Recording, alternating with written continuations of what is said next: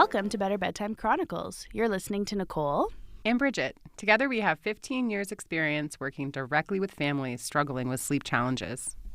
We share stories, advice, and deep dives into all things sleep. Let's go. Hello. Hey, how are you? I'm good. How are you? I'm just so glad to be here. This is my favorite part of our job, is getting to record together. Yeah, it's good stuff. How's your week been? Very busy. I feel like overcommitted this week. I don't usually have like back-to-back stuff, especially not in the evenings, but this has been one of those weeks where all of a sudden it's Friday and I don't even know what happened, but things are done, so... Yay, Friday. Yeah, I know. No kidding. But then loads of other things to do, right? Anyway. Yeah, for sure. And I'm so glad you're back. We missed you. A couple people in our circle have been on long getaways or having to be away for a bit. And you're back now after the longest time you've been away from your kids. Yeah, I went on a trip for 2 weeks. Amazing. And the kids did not come. Yeah. And that was a big jump from the previous time. Probably before that, it's been like 2 to 3 nights away from my kiddos, which is a lot. Like my youngest is only 2. But yeah, we had an opportunity. We had a friend's wedding and it was on the other side of the world and we were not going to take our kids on that long flight and we had no childcare for the wedding and didn't want to deal with the time change and all these things. So we decided to leave them home. Yeah. And it went great. Yeah. Like it did. Better than expected. I don't know. You saw them. I saw them not every day, but many days because our kids go to the same school and they were happy, content. Like there was not even the one day I took your 2 older kids out to Timmy's for something, and I'm like, so how's it going? And they're just like, good. Like they're fine. They're not even bothered. They don't even bother. I love that. They're so like well adjusted. Yeah. They're into the routine. They obviously know your parents, like everyone who was caring for them, kept them so on routine, and yeah, it was great. I was like, yes, this is so awesome. It was great. Like every time I talked to them on the phone, it just was like a sense of relief. Like they really seemed well. They did not want to talk to us. They were like in the middle of like exciting activities and just like wanted to be doing whatever they were doing there and happy to say hi and then run away. So it felt really good as a parent to be like, wow. Because I was nervous about how I'd feel, first of all, and I was nervous how they'd feel and how they'd cope. And I was worried that my parents would have like a lot of crap to deal with, like that it would be tough for them. And I'm sure that it was at points. But yeah, generally, like they just coped pretty well. And I was really proud of them. And isn't that a win-win impressed. for everyone? Like whether it be a 2-week, and I remember for over a year you planning this Oh trip. yeah, I've been talking about this forever. And then they knew about it too. Yep. So whether it's a night away, 2 nights away, or whatever that looks like, 2 weeks, to be able to do that, I think is a win on so many levels. Oh like the kids are resilient, they're going through and then the grandparents get that time, and your friends got that time, and then you and your husband have that time and get to be together, which is really hard to find that time with being busy young families. So yay! But we are glad you're back. You were missed. I'm happy to be back. Yeah, but it was interesting though because as we were away, I was kind of thinking about this, and I was thinking like, how are these kids doing this, right? Like, how can I replicate this again? Like, what's going on? And it actually reminded me of the topic that we're going to talk about today. So this is like the lead in here. So essentially, I was thinking like, one thing that my kids are pretty skilled at that I feel very proud that they've developed this skill set is they're good at coping with times when they're frustrated or sad or angry. They have what we call in the biz distress tolerance. They have that as a skill set. And that is such an important skill for kids to develop. We can talk more about, what that is and what it looks like. But I was thinking it actually really relates to sleep training too. Yeah, because isn't that the factor of why people will not make changes to sleep at any age, no matter how hard things can be? You might take a tremendous amount of time to get your little one to sleep at night or have a very broken night of sleep, and you're so frustrated by it. But this massive barrier, and I'm picturing like a huge wall in front of you of why you won't go through that wall, is this fear of making our kids upset, afraid they're going to be angry. Even just this week, I had 2 families of toddlers I spoke with that were like, well, they're going to cry or they're going to be upset with this boundary. And that's actually okay. Yeah. We're not like, plopping them into the bed or the crib with like no regard and closing the door or anything like that. But like, you can set boundaries and you can allow them the space to be upset, to be angry at you even. That's an okay thing. And I do think, I don't think I'm like perfect at this by any means, but I do think this is a skill or a piece that a lot of parents in our generation are really missing is like it's okay to upset your kids. I mean, and if you just like poke around on TikTok for 20 minutes, like I certainly get videos about this, like where, you know, like maybe older generations or like, you know, those like poking fun, like millennial boomer, whatever. But making observations that parenting and people who are parenting in our generation do struggle with allowing their children to be upset and sitting with children who are upset. We have this sense of like, if our kids are crying or if our kids are mad or whatever, we're doing something wrong, right? Yeah. It feels like it reflects on us as parents. And so we fix. And we can't stand the thought of our kids being hurt and that's reasonable as a parent, right? Like we do have certain like drives that make us feel like, you know, our heart is breaking when our little newborn is crying or whatever. Even, you know, when my 7-year-old is crying, it hurts sometimes. But the reality is there's so much value in allowing our kids to feel their feelings and not rushing to move through and to fix everything. Yeah. But it doesn't do them any favors, right? Because that's how life goes. There's going to be things that don't go our way or things we don't expect and we're disappointed or we're sad. And you can't just like immediately like stop that feeling. You have to feel it and lean into it.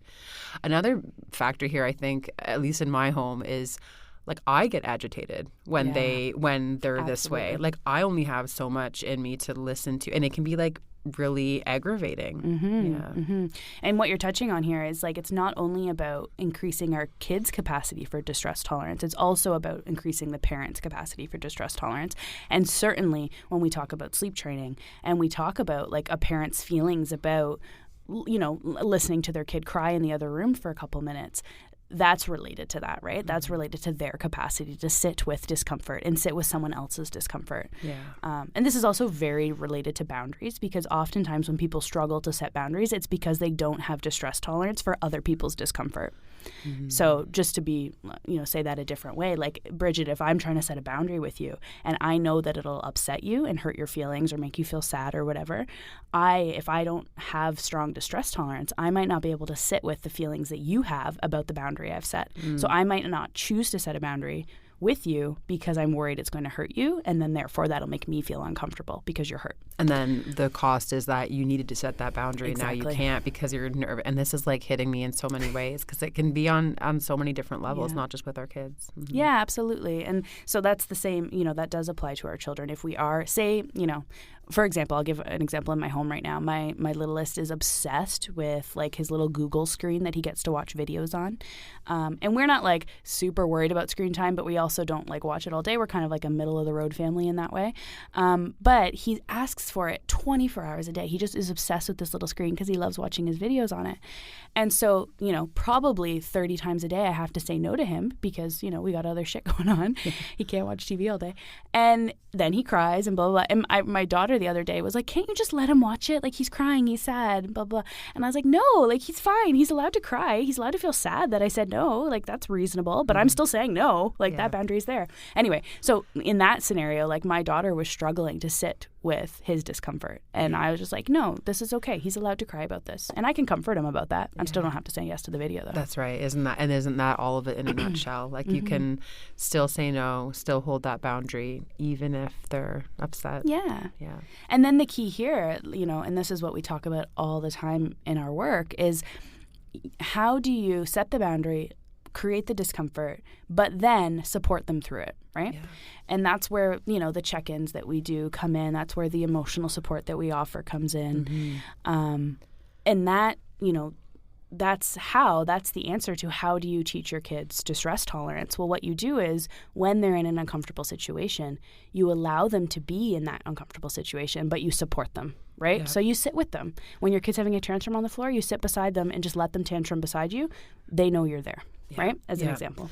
That's a perfect example too. And it's when we think about how that looks when you're in the pits and dealing with sleep issues, you can have that option of like coming in and check in or even staying in. I'm fine, especially toddler parents, preschool parents, like you're lingering in that room. Yeah. You're in there. So you're there. It's not like they're abandoned, they're neglected. Like that's a big, you know, those are some buzzwords around sleep training too that are just simply incorrect. But they're not they might be frustrated, they might be upset, but they still have you there as the adult, as the calm person to like help them regulate these feelings. For sure.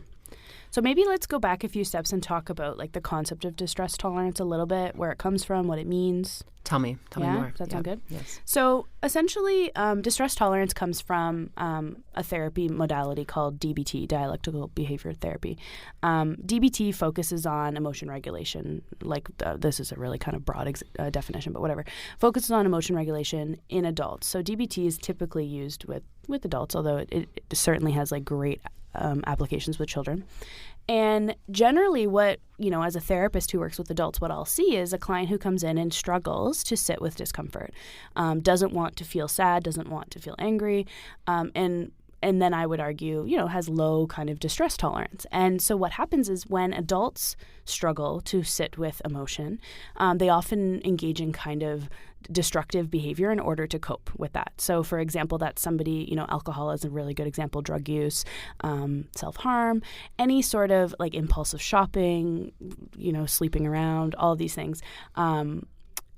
Sleeping around in a way that harms their partner, not just like, Not just having a nice time. No, go for that. But, things that we would consider like damaging behaviors in that person's individual life, they choose to do that in order to cope with the emotions. And so when we see stuff like that, we're like, okay, we need to increase distress tolerance for this person. And then maybe they don't need to necessarily turn to their, addiction or whatever it is in order to cope with their feelings. They can use the strategies that we work on in therapy to cope. And so when we see that, like generally distress tolerance, this is what's really important for our conversation, is it is learned in childhood. So oftentimes when I meet an adult who struggles with distress tolerance, typically they were unable to make that or build that skill set in childhood. And it's usually related to things like, whether it's an experience of trauma or exposure to adverse childhood experiences. We chatted about that in a previous episode, so people can go back and listen if they want to hear more about that. But essentially, it's really key for us as parents to support our children to learn about distress tolerance and have that skill set in childhood. That's when they learn it. And it will impact children for their life if they don't have that capacity as they grow. Let me ask you this. So you're saying when you see or hear from adults that have struggled with this or haven't had this capacity built in childhood, maybe because of a trauma or whatever, could it also just be something as simple as, yes, you were raised in a loved home and didn't maybe experience trauma, but your parent never allowed you to really be upset. So for example, I have anxiety. I've had anxiety my whole life, but that wasn't named for me, right? And so, my parents might try and support me through it or whatever, but they were never like, "Oh, you have anxiety. This is what's happening for you. This is how it's going on." And instead of like rushing to fix it, like just allowing me to understand what was happening for me. Yeah. That's an example. And even that created, some struggle as an adult. I had to learn how to sit with anxiety instead of just wishing it away or trying to rush through it. Oh, you are speaking my language too. That's definitely the boat I'm in too, where it's like I have to sit with it, understand it, and then seek treatment for it in my case anyway. So that's it, right? And if we're not taught that it's okay to have anxiety and that's just like can be part of us. Yeah.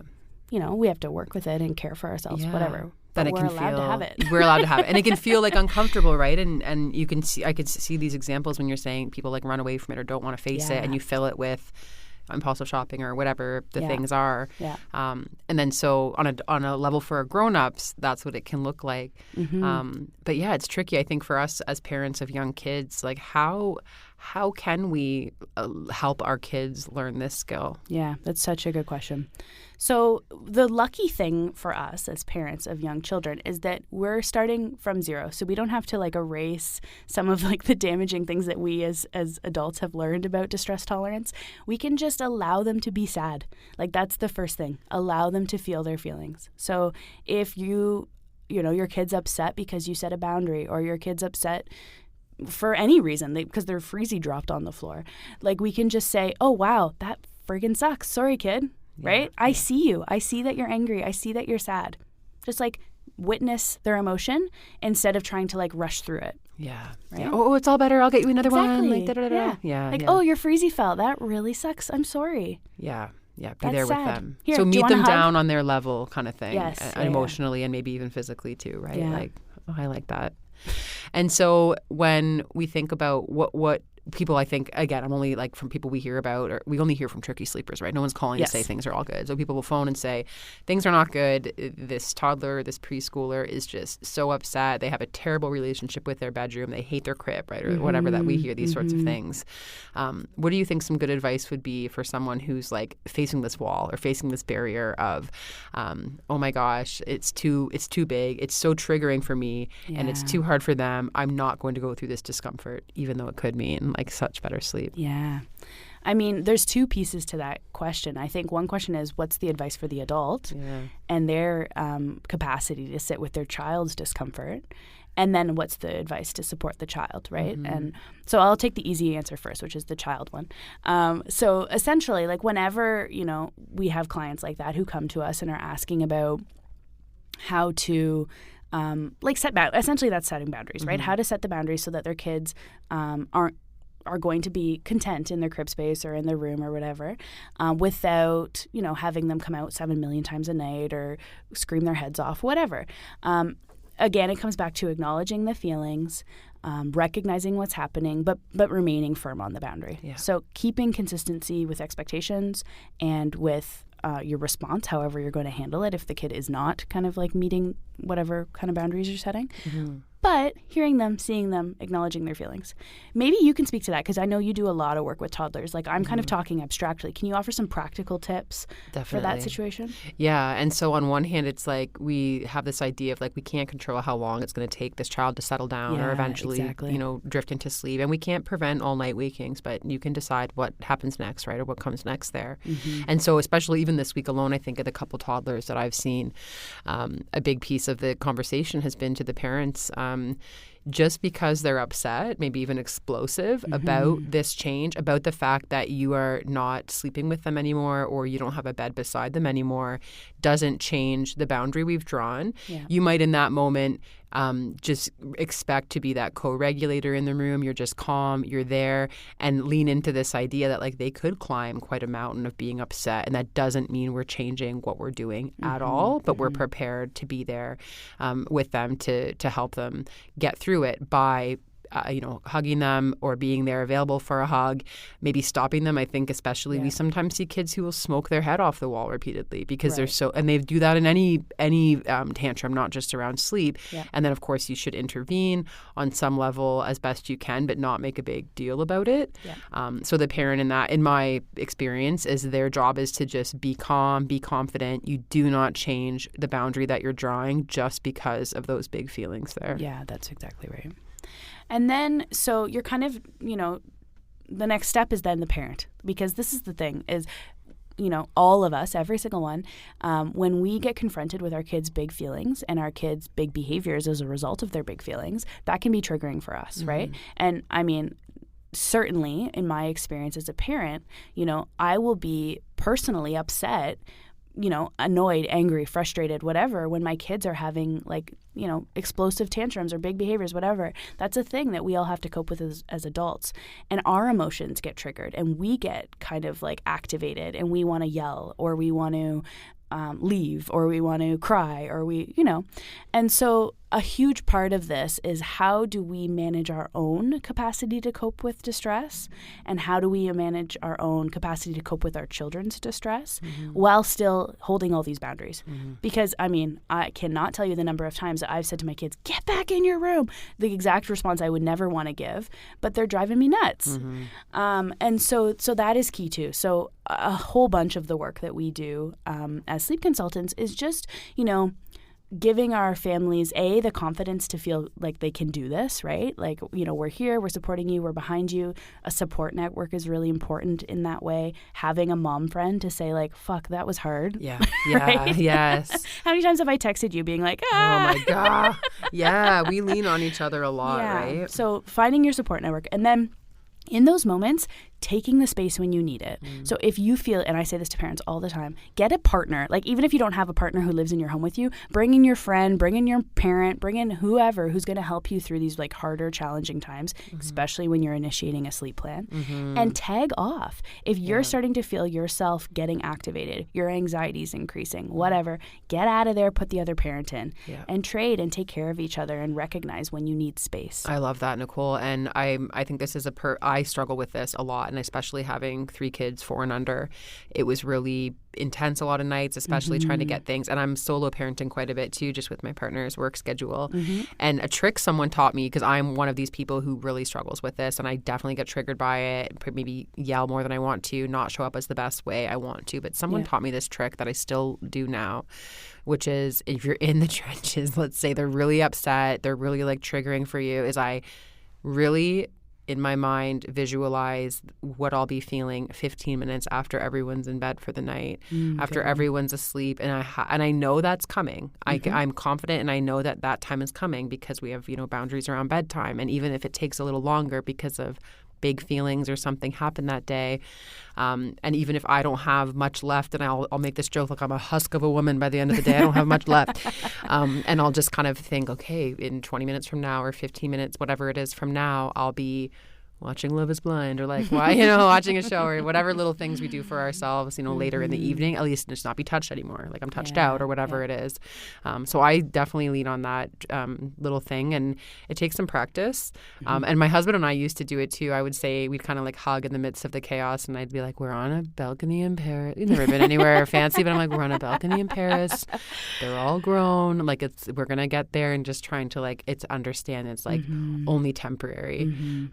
But I'm on that note too, when we think about, this is just a season we're in, or it's just temporary. I don't love just saying that without action alongside with it, because we could have sleepless nights or difficulty around these things, but I'm just like letting that ride out, and also thinking it's going to be gone soon. Like I don't think that does any favors to us immediately. Like they need their sleep, they need those boundaries. We want answers, that are feeling like productive and helpful. You're actually reminding me of another cool strategy for parents specifically. Actually, our friend Lindsay talks about this one a lot.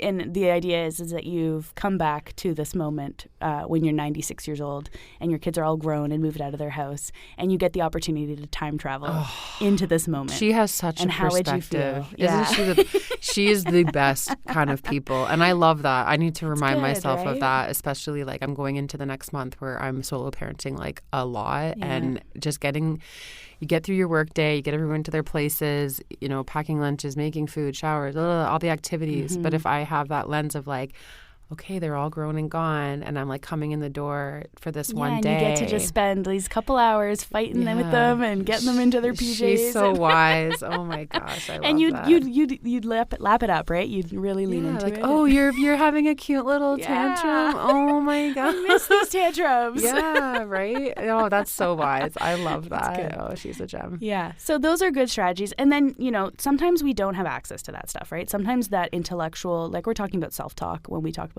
these ideas. Sometimes we're gone. We're hijacked. We call that hijacked. Your brain's just completely off somewhere. Your amygdala is the only thing operating, and you're pissed. You're angry. You're frustrated, right? Like this is when you get into those moments of like mommy rage you hear or whatever, where you are no longer like in control of your emotions. In those moments, we go back to like such basic strategies for coping. When we talk, I'm going to go into the DBT lens for a little bit, and they have TIP is the acronym. I'm going to not remember it all, but it's like temperature. So change your temperature. So if you're like really freaking the fuck out, run outside, go into the cold air or the hot air, jump in the shower, even stick your hand. Like I tell my clients this all the time, run cold water in the tap and run your hand into the cold water. And these types of temperature shifts can really change quickly how your like emotional body is reacting in the moment. So you don't need to control your head. You can just control your body. So temperature. Okay. The next one has to do with some sort of movement. So it's like jog on the spot or do jumping jacks or like punch a pillow really hard. Like any sort of like physical, like get this out of your body. I love that. That kind of thing can be helpful. So that's the T and the I. The next one's P. It's for paced breathing. So like literally just friggin' breathe. This is a hard one to do when you're activated because it feels really hard. Yeah. But interestingly, like if you take a very deep breath, even when you're so angry or so anxious or whatever, it signals to your brain to calm down, whether you want it to or not. It works. It's very effective. So just like really deep breaths. And then the last one, I can't remember. I'm so like this to me makes so much sense too, because when you're in the heat of the moment and you're so activated, you can't, you're right, you can't even think about, okay, later I'm going to feel chill. Or like later it's going to be better. You're just like, rage. You're like, I'm angry. So to know these things, so change in temperature, whether you hop outside, of course we're in Canada, so that's nice to do in the winter. And then, or under the cold water, I love that. And then, sorry, the last one would be? The last one's muscle relaxing. So essentially you can just like tighten your muscles. Like, so I do this with my kids too. We do like cooked spaghetti and raw spaghetti. So raw spaghetti is like super hard. So like tighten your muscles like your raw spaghetti. And if you can see me right now, I'm like clenching my fists. And then cooked spaghetti, you just like you're a floppy noodle. So you let all of your muscles go and just like tense, release, tense, release. Do that a couple times. So these are like really practical and also great for children, by the way. But to do ourselves, if we're the one. I'm like physically picturing right now where I'm in my house. Usually it's in the kitchen. I'm trying to get stuff going, and everyone's like da da da da, and or someone's upset. And for me to be able to do, like, I'm definitely gonna. I bet you within 2 days I'll be using some of these techniques. Run your hand on the cold water. That's my favorite one. It's so good. You never like most of the time you have cold water somewhere. Yeah, that's right. It's pretty accessible. Pretty accessible. In Canada, at least. Yeah, that's right. So that's a helpful strategy, I guess, for adults who are trying to increase their distress tolerance. I love that. That is so super helpful. And then I always say, like, we're the tree trunk of the family or the backbone of the family. So if we're struggling with that, then we're no good, really. So to have a couple techniques to lean on to get ourselves a little more regulated to just get through the next few steps. Yeah, for sure. So Nicole, is there anything else, now that we have gone through these pieces so far, anything else you'd want to add to this conversation? Yeah, I think another part of this, which I think maybe is important as it relates to kind of sleep training stuff, is our capacity as parents to sit with the discomfort of knowing someone else doesn't agree with the choices that we're making as a parent. Yeah. That comes up a ton in our work. You know, we've talked about this in previous episodes where you have like the judgmental friend or the shame around whatever. sleep training. Yeah, and you're carrying the shame. And so distress tolerance is a key part of coping with that shame, because it's sitting with this idea that like I'm feeling good about the choices that I'm making for my family, and I can be okay with someone else having judgment about me or someone else having a negative opinion about what I'm up to. And I have an example of this actually, which I find like kind of hilarious. So I'm going to share it. So I remember, I think it was my oldest kid. I don't know, one of the kids. One time we were out for a bike ride. And for whatever reason, it was not going well. And she ended up like sitting on the sidewalk, bawling her eyes out. She was like screaming at the top of her lungs. Like this was like probably the worst tantrum she had in her whole life. I remember it vividly. So obviously it was big. And it got so loud and so bad that neighbors were coming out of their house and like, yeah, right? And like, is everything okay? Like, do you need it? I think they were like, are they hurting her? Like, they were like checking if she was safe. Like it was serious, right? And then I kept being like, no, I'm fine. And what I was doing when this was all happening is I literally had just like plopped myself down on the ground. I was sitting directly beside her, just letting her friggin' scream and lose her shit. She didn't want to be touched. I couldn't talk to her. She was completely gone. Like there was no rationalizing with her. And I wasn't like, I could have picked her up and carried her home. And maybe in other situations I might have done that. But in this case, I was like, I don't have anywhere to be, whatever. I'm just going to let her scream. So I sat with her right beside her, and she just screamed her fucking head off.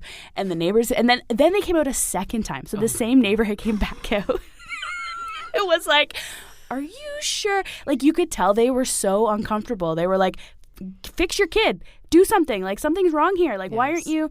And they were looking at me like I was like, why are you sitting by, like, why aren't you doing anything, right? Yes. And I got this vibe from them. And for a second, like, my husband was there too. So I looked at him. I'm like, should we just, like, take her home? Like, is it? And he's like, no, it's fine. Like, we're taking care of her. Like, we're doing the right thing here. And his attitude was so good. I was just like, you're right. Fuck them. Yeah, that's right. Yeah. Who are these random people? People I don't even know. We weren't in front of our house, by the way. Not my neighbors. Yeah, your neighbors are the best. But yeah, like, people I don't even know who are, like, judging the choices I was making. But I was like, no, I'm doing the right thing for my kid. Yes. And what did I teach her in that moment? Well, I taught her it's okay to have big feelings. Yes. I taught her that I don't need her to rush through how she's feeling in order to like make other people around us feel better. Right?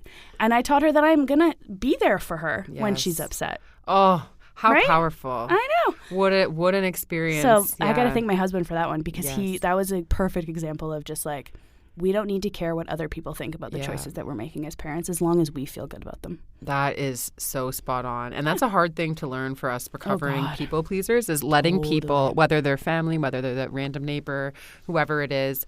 Even I saw a TikTok that was viral last week about bringing your kids to Costco.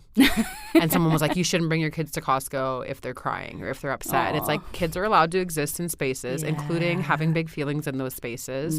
And so let's like try to be a better community about that. So I really like that. It's okay if people aren't in line or aren't supporting or let them be that way. We cannot all agree. That's never going to happen in the world that we live in. So No. sometimes you just got to be okay with the choices you're making. Yes, I love that. And sit with someone else's discomfort. Yes, that's okay to do. And we'll end it on that note and say, and I'm just so glad we talked about this because this just ties in so beautifully with the world that we work in with sleep and setting boundaries with kids. So thank you so much for listening.